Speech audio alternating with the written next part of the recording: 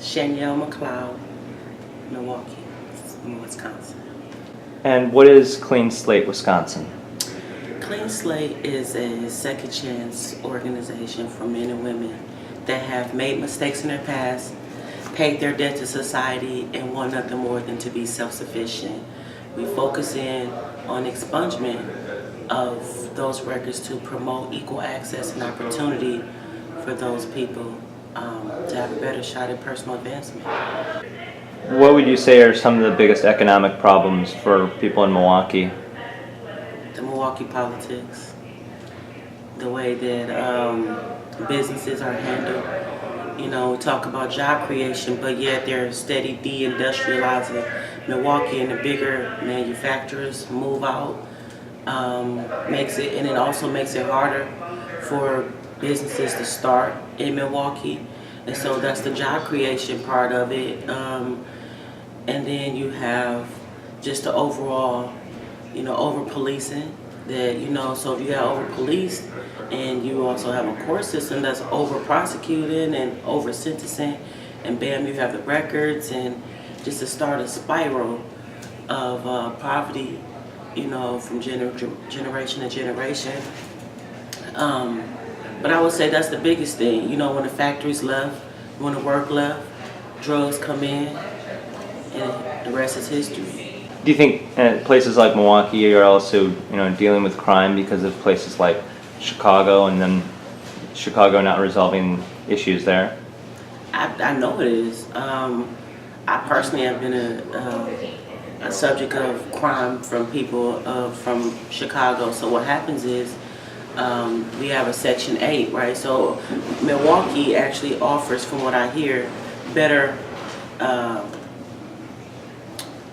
welfare, amounts of welfare, and more food share than Chicago. So what would happen is they will open up the federal Section 8. So if people from Chicago, Gary, Indiana, sometimes even Detroit, will flood over to Milwaukee and bring those issues to Milwaukee. So Milwaukee actually looks a lot worse than it really is. So it's not the actual residents that's extra violent, it's people from Chicago bringing that violence. So absolutely, and it's an unchecked thing. Housing is a major issue. So when you dry up and deprivate an entire community, and I'm talking about almost zip codes at a time, you can see a clear distinction and then we're also segregated. It's segregated, like crazy. So you can see the clear distinction from the north side and the south side, the economic, concentration and development from the east side to the west side, and then this middle, the inner city is always left out. It's all this development going on downtown, and there's all this money and pockets of wealth around the city of Milwaukee. I always say this: Milwaukee is not poor.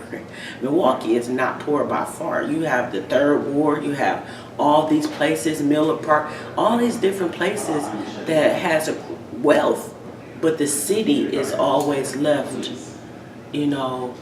out of the equation when it comes time to the economic development and the serious investment that it needs. So money is leaving, but none is coming back. One more question. What are your thoughts? We kind of touched on it about money being spent downtown. Your thoughts on, $250 million of our tax dollars going to that Milwaukee Bucks arena, and do you think that could have been spent better somewhere else? I know it could have. For one, we didn't even need a new stadium. It was not even needed. It was just, we got the money, let's spend it, even though they say they don't have the money. So when it comes down to repairing the water system, when it comes down to repairing the roads, and now not even talking about the highway, I'm talking about the regular streets, that'll tear up your car, tear up your axle when you driving down, or your serious potholes. When it comes down to housing, the city and the county cry broke all the time when it comes to developing affordable housing. But you got all this money for a new stadium, and the people around it, so you can see the gentrification, you can see the bleaching of the area as we speak. So as soon as they put that arena downtown, next thing you know, the Fond du Lac is now about to get bleached. You got people from the suburbs that are now attracted to the city that will come in with their money and push people that have lived there, probably was born there their whole lives, push them out wherever. They don't care where they go, as long as they're not around them. God forbid they want to live around the poor people, even though they came into the poor people's area. So yeah, I've always been against that new stadium. But you know what?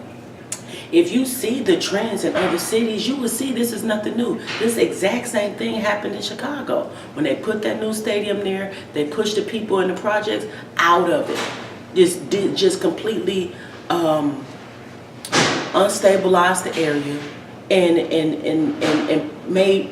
made poor people even poorer because you push them out their habitats just so some people from the outside can come in and feel better about themselves.